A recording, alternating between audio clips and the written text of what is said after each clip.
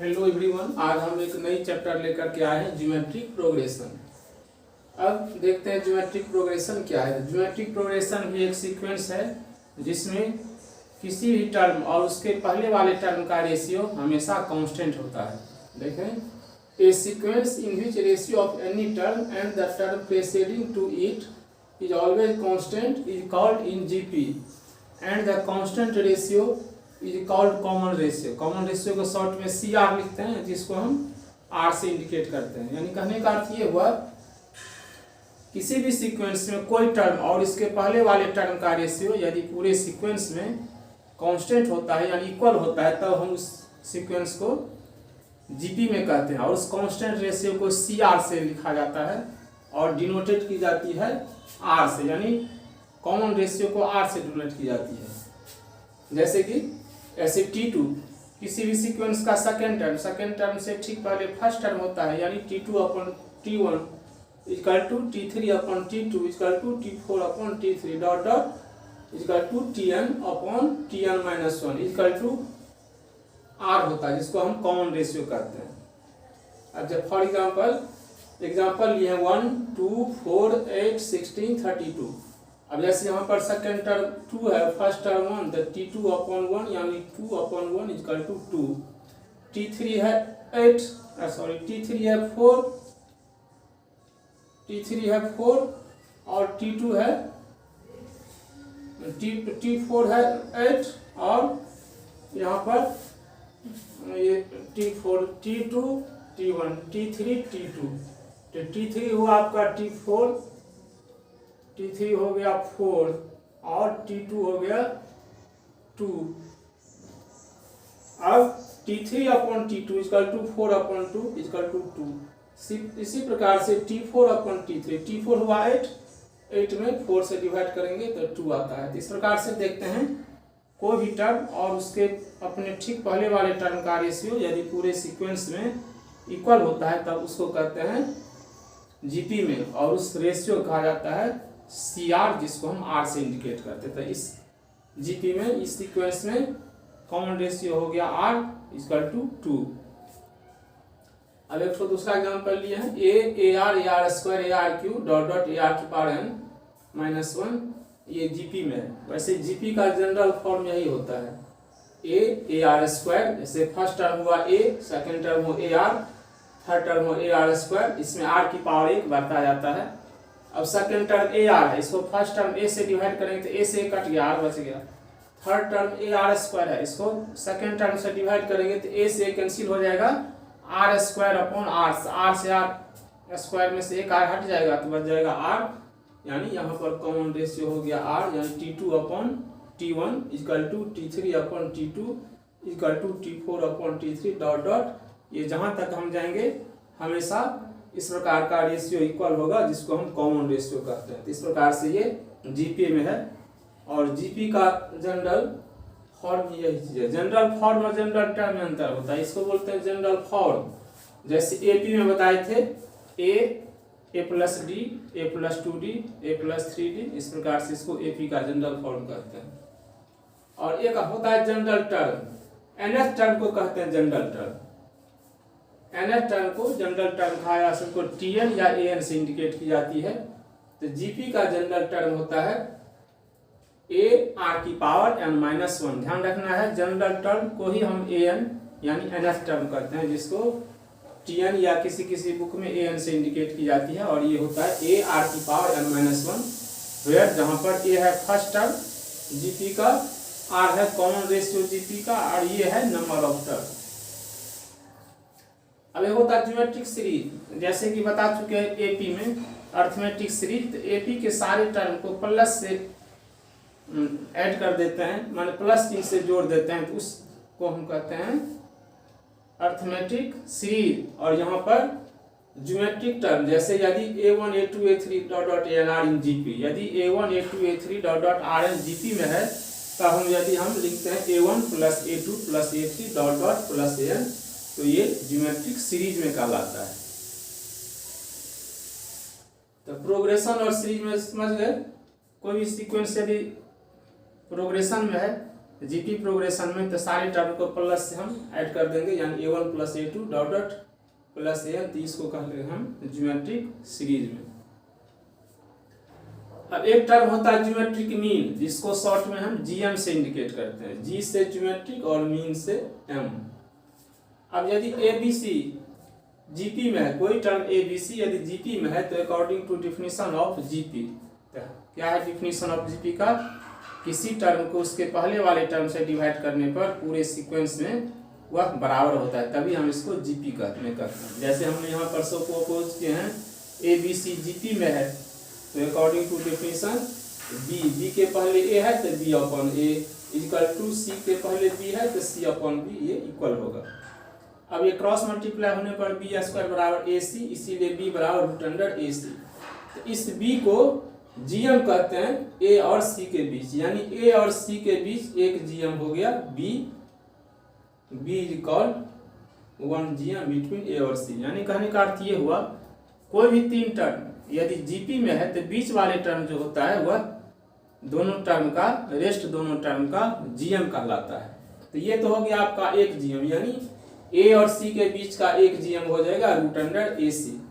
और इस पर एक बहुत इंपॉर्टेंट थ्योरम है, insert an geometric mean between A और बी। ए और बी के बीच एन ज्योमेट्रिक मीन कैसे निकालेंगे, इस पर थ्योरम है। तो सपोज करते हैं G1, G2, G3, G4 dot dot Gn are N geometric mean between A और बी, यानी सपोज किए हैं ए और बी के बीच एन ज्योमेट्रिक मीन है G1, G2, G3 dot dot Gn। अब हम इसको सीक्वेंस में लिखेंगे तो ये हो जाएगा A G1, G2, G3 dot dot Gn comma B, तो ये हो जाएगा जीपी में।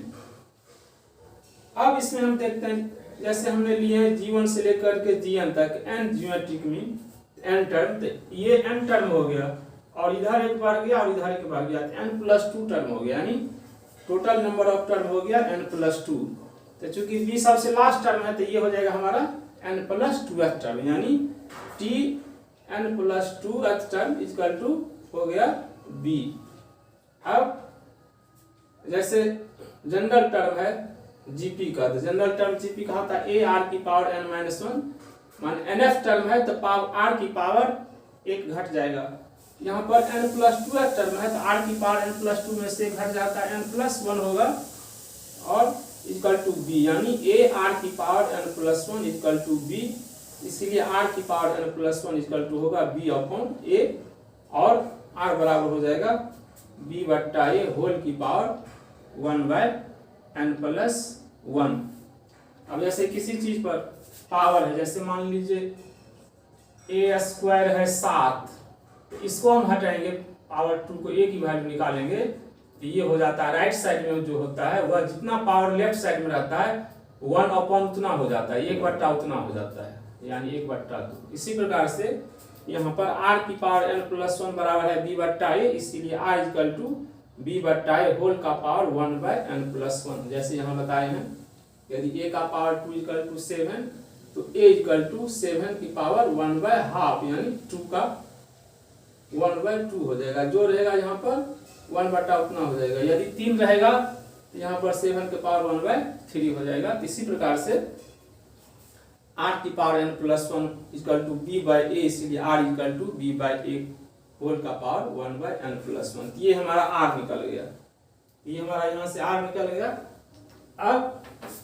अब देखिए सीक्वेंस में G1 है सेकेंड टर्म, यानी T2 हो गया, और इस हिसाब से जनरल टर्म के हिसाब से जैमा टर्म रहेगा r की पावर 1 कम हो जाता है।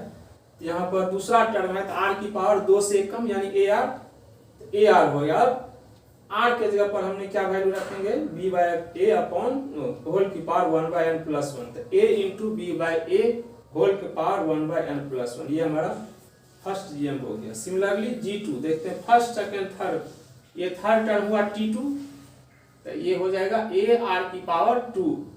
अब a तो यही रहेंगे और r के जगह पर हमने ये बैठाएंगे b बट्टा a होल के पावर 1 बाय n प्लस 1, और ये r की पावर 2 है तो ये हो जाएगा b बट्टा a होल की पावर 2 बाय n। ये ऐसा होता है। अब जैसे किसी चीज पर पावर है a की पावर m और होल की पावर n, तो ये हो जाता है a की पावर m इंटू n। तो यहाँ पर हुआ जैसे r की पावर है r बराबर b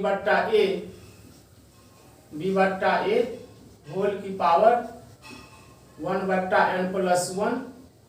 अब इसका स्क्वायर है तो ये तो r का वैल्यू तो इसका स्क्वायर है तो इसका होल स्क्वायर है तो ये पावर में पावर गुना हो जाएगा। जैसे यहाँ पर 2 है अंदर में है 1 बाई n प्लस 1 तो ये हो जाएगा b बट्टा a होल की पावर 2 बाई n प्लस 1।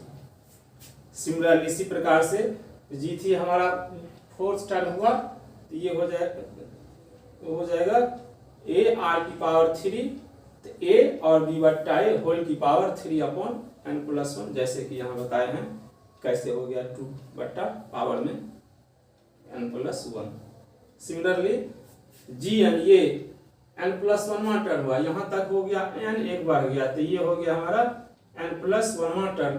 यहाँ भी पावर एक कम a r की पावर n तो a के जगह पर a ही रहेगा r के जगह पर b बट्टा a का पावर 1 बाई n और होल का पावर n है यानी b बट्टा a होल का पावर n बट्टा n प्लस 1। इस प्रकार से हमारा n टर्म निकल गया n अर्थमेटिक मीन। जैसे ये फर्स्ट हुआ सेकेंड हुआ थर्ड हुआ इसी प्रकार से ये n हो गया।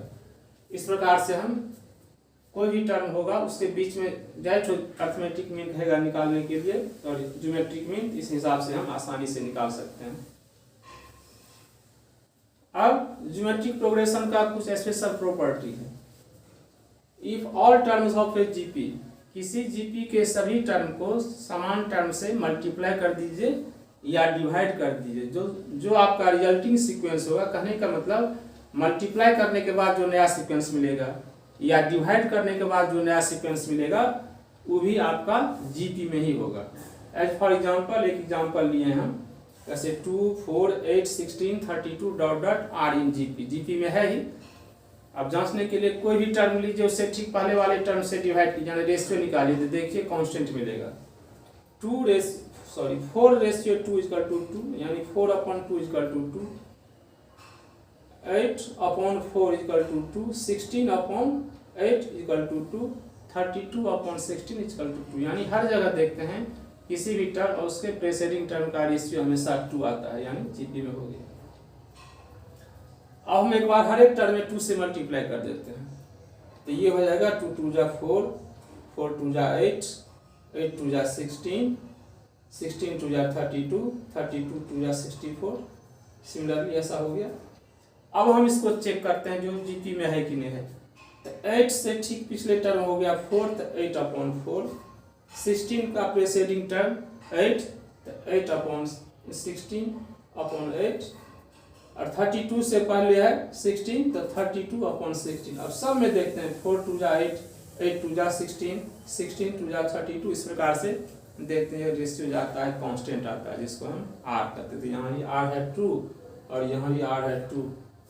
अब एक बार हम डिवाइड करके देख रहे हैं 2 से डिवाइड करके देख रहे हैं तो 2 2 जा 1 2 1 जा 2 2 2 जा 4 2 4 जा 8 2 8 जा 16 और 2 16 जा 32। इस प्रकार से यहाँ भी देखते हैं 2 अपॉन 1 यानी 2 4 अपॉन 2 यानी 2।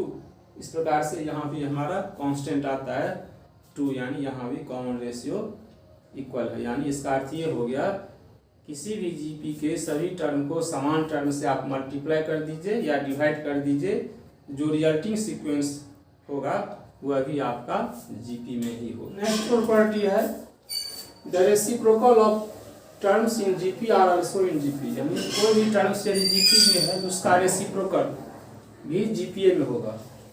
अब जैसे सपोज के let A R square A R cube dot dot A R की power n minus 1 are GP में है। यहाँ पर where C R equal to R यानी कॉमन रेशियो आर है। अब कैसे हुआ common ratio R according to definition of geometric progression के हिसाब से परिभाषा के मुताबिक किसी भी टर्म को उसके प्रेसीडिंग टर्म यानी ठीक अगले वाले टर्म से डिवाइड करने पर हमेशा कांस्टेंट टर्म आता है उसी को हम कहते हैं कॉमन रेशियो। और यहाँ पर ए आर से पहले ए है तो A R upon A R square से पहले ए आर है तो ए R square upon A R A R Q से पहले ए आर स्क्वायर है। अब इसको हम जैसे यहाँ ए से ए कैंसिल हो जाएगा, ए से ए कैंसिल हो जाएगा, आर की पावर 2 ऊपर में नीचे में थे, एक आर से एक आर कैंसिल थे, आर हो गया। यहाँ भी उसी प्रकार से आर बच रहा है। इस प्रकार से देखते हैं हर एक स्थिति में दो कॉन्स्टिट्यूटिव टर्म्स का रेशियो, मतलब दो लगातार टर्म का रेशियो हमेशा इक्वल है, इसको हम सी आर करते हैं। तो यहाँ पर कॉमन रेशियो हो गया आर। अब इसको रिवर्स कर दे, रिवर्स का मतलब हो जाता है जैसे कोई भी टर्म है 7 2, तो हर एक टर्म के नीचे में 1 छिपा रहता है। रेसिप्रोकल का मतलब उसको उल्टा दीजिए, नीचे वाले को ऊपर, ऊपर वाले को नीचा, इसका रेसिप्रोकल होगा 1/2। इसी प्रकार से ए का रेसिप्रोकल 1/a, ए आर का reciprocal 1/a R, A R square का reciprocal 1/a R square. Similarly अब यहाँ पर देखिए इसका कॉमन रेशियो है 1/r, यानी एक हम एग्जांपल लेकर के दिखा रहे हैं। 1/a आर के पहले टर्म है 1/a, तो 1/a आर में 1/a से डिवाइड करेंगे तो a से a कैंसिल, ये बच जाता है 1/r। एक तो दूसरा एग्जांपल लिए हैं ए आर स्क्वायर में ए आर से भाग दे दें, यहाँ पर होगा ए आर की पावर 2 होगा, ये हो जाएगा 3 डॉट डॉट। तो ए आर स्क्वायर से पहले है 1/a आर, तो 1/a आर स्क्वायर में 1/a आर से भाग देंगे तो ए से कैंसिल हो जाता है, एक आर से एक आर कैंसिल, तो बच गया नीचे में एक आर यानी 1/r। इस प्रकार से क्लियर हो गया। जो कोई भी टर्म्स जीपी में है तो उसके टर्म्स को यदि रेसिप्रोकल कर देंगे तो रिजल्टिंग सीक्वेंस भी हमारा जीपी में होगा। तीसरा प्रॉपर्टी है if each term of a GP raise to the same power, माने जीपी के प्रत्येक टर्म को यदि समान पावर दे दिया जाए तो जो रिजल्टिंग सीक्वेंस होगा वो भी आपका जीपी में। कहने का अर्थ जैसे सपोज कि ए R square A R Q GP में है। अब हम सब पर पावर यदि 2 डाल देते हैं तो ये ए की पावर 2 ए आर का whole square, A R square का होल की power 2 A R cube whole का पावर 2 डॉट डॉट। अब यहाँ पर ये ए स्क्वायर, ये होल का स्क्वायर है तो A square R square, whole का स्क्वायर है तो ए स्क्वायर आर की पावर 4, यहाँ पर होल का स्क्वायर है तो ए स्क्वायर आर की पावर 6। अब यहाँ भी किसी भी टर्म को ठीक पहले वाले टर्म से डिवाइड करते हैं यानी रेशियो निकालते हैं तो आता है हमारा आर स्क्वायर। जैसे ए आर स्क्वायर में आर से डिवाइड करेंगे तो ए आर स्क्वायर से ए स्क्वायर कैंसिल होकर आर स्क्वायर बच जाएगा। ए स्क्वायर आर की पावर 4 में ए स्क्वायर आर स्क्वायर से डिवाइड करेंगे तो ए स्क्वायर कैंसिल और आर की पावर 4 अपॉन आर की पावर 2 यानी आर की पावर 2। इस प्रकार हर एक स्थिति में किसी भी टर्म को उसके प्रेसीडिंग टर्म माने पूर्ववर्ती टर्म से डिवाइड करने पर हमेशा आता है आर स्क्वायर, को हम बोलते हैं कॉमन रेशियो। इस प्रकार से ये भी क्लियर हो गया। कोई भी टर्म्स यदि कोई भी सीक्वेंस यदि जीपी में है उसके सारे टर्म पर यदि पावर समान डाल दिया जाए तो रिजल्टिंग सीक्वेंस भी हमारा जीपी में होगा। अब चलिए उससे रिलेटेड कुछ क्वेश्चन लेते हैं। एक्सरसाइज नंबर 3 जीपी से रिलेटेड है। Find the 20th and nth term of a GP 5/2 5/4 5/8। एक सीक्वेंस दिया हुआ है जीपी में है 5/2 5/4 5/8 डॉट डॉट, तो इसका 12 माने 20th 20वां टर्म और nth टर्म निकालना है।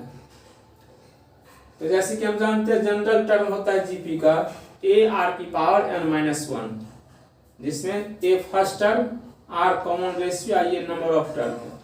तो यहाँ पर सीक्वेंस से हमारा पता चल गया जो ए हो गया 5/2 और आर हो गया 1/2, क्योंकि 5/4 में 5/2 से डिवाइड करते तो 1/2 मिलता है, 5/8 में 5/4 से डिवाइड करते तो 1/2 मिलता है। इस प्रकार से ये कॉमन रेशियो आर हो गया 1/2, यहाँ दिखाए हुए हैं। अब 20th टर्म यानी जैमा टर्म रहता है आर की पावर 1 कम होती है तो ए आर की पावर 19, और अब ए और आर की वैल्यू यहाँ पर पुट कर देते हैं तो ए की वैल्यू है 5/2 और आर की वैल्यू है 1/2 और आर की पावर 19 है तो 1/2 होल का पावर 19 और 1 पर कितना भी पावर होगा तो 1 ही होता है। अब तो हो गया 2 की पावर 19 यहाँ से और यहाँ 2 यानी 2 की पावर 1। अब दोनों को मल्टीप्लाई करेंगे तो 5/2 की पावर 20, जानते हैं बेस समान पावर का जोड़ हो जाता है, 19 में 1 जोड़ेंगे तो 20 हो जाएगा। सेकेंड टर्म है nth टर्म का था निकालने के लिए, तो जनरल टर्म यही है ए आर की पावर n-1, तो T N term A R की पावर n-1। अब यहाँ भी ए और आर की वैल्यू बैठाएंगे तो ए की जगह पर है 5/2 और आर की जगह पर है 1/2, इसका होल की पावर n-1, यानी 5/2 इंटू 1/2 की पावर n-1। तो यहाँ भी मल्टीप्लाई होगा, बेस समान है तो ये प्लस हो जाएगा, तो 5/2 की पावर n। इस प्रकार से ये क्वेश्चन आ गया। सेकंड क्वेश्चन है find the 12th term of a GP whose eighth term is 192 and common ratio is 2। उस जीपी का 12th टर्म यानी 12वां टर्म निकालना है जिसका एच टर्म 8वां टर्म है 192 और कॉमन रेशियो 2 है। तो यहाँ पर कॉमन रेशियो दिया हुआ है, तो सपोज कर लेते हैं let's first term of given GP A, माने जो निकालना है हमें जिस जीपी का उसका फर्स्ट टर्म हमने ए सपोज किए हैं और टी एच टर्म दिया हुआ है। तो टी एच इक्वल टू 192, अब फार्मूला से जनरल टर्म के फार्मूला से टी एच हम लिख सकते हैं ए आर की पावर 7 इक्वल टू 198। अब यहाँ पर आर की वैल्यू दिया हुआ है 2, ए इंटू 2 की पावर 7 इक्वल टू 192, यानी ए बराबर 192/2 की पावर 7 और 2 की पावर 7 हो जाता है 128। अब यहाँ काटने से बन जाता है 3/2। तो ए निकल गया मेरा 3/2। अब इसमें निकालना है 12th टर्म, तो 12th टर्म होगा ए आर की पावर 11। अब यहाँ भी ए और आर की वैल्यू बैठा दें, एक 3/2 निकला है और आर पहले से दिया हुआ है 2, तो 2 की पावर 11। अब 2 की पावर 1 है, 2 की पावर 11, तो एक 2 कैंसिल हो जाएगा तो 2 की पावर 10 बचेगा, यानी 3 इंटू 2 की पावर 10 और 2 की पावर 10 इक्वल टू 1024 और 3 से मल्टीप्लाई करेंगे तो 3072 आ जाता है। इस प्रकार से कुछ बेसिक चीज़ याद रखिएगा, जैसे जनरल टर्म जीपी का ए आर की पावर n-1 को भी सीक्वेंस जीपी में है कि नहीं है, यदि है तो उसको चेक कर लीजिए और उस हिसाब से इसका कॉमन रेशियो निकाल लीजिए। कोई भी क्वेश्चन आपका आसानी से सोल्व हो जाएगा।